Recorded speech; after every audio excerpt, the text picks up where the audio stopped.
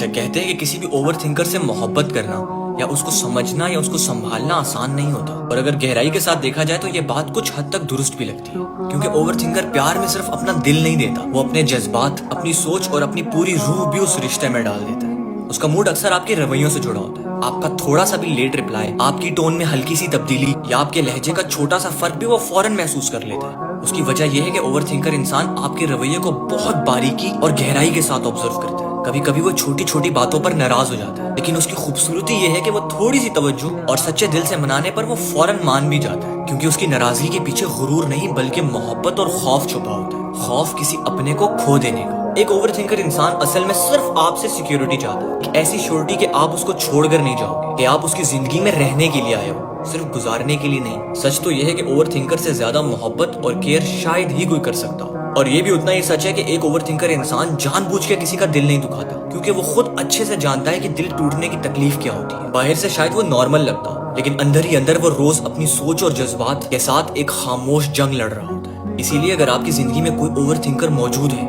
تو اس کا خیال رکھیے، اسے سمجھنے کی کوشش کیجیے، کیونکہ جو انسان اتنی گہرائی سے محسوس کرتا ہے وہ آپ کو بھی اتنی ہی گہرائی سے سمجھ سکتا ہے۔ اور یقین مانیے، کبھی کبھی زندگی میں سب سے قیمتی لوگ وہی ہوتے ہیں جو تھوڑا زیادہ سوچتے ہیں لیکن دل سے بہت سچے ہوتے ہیں۔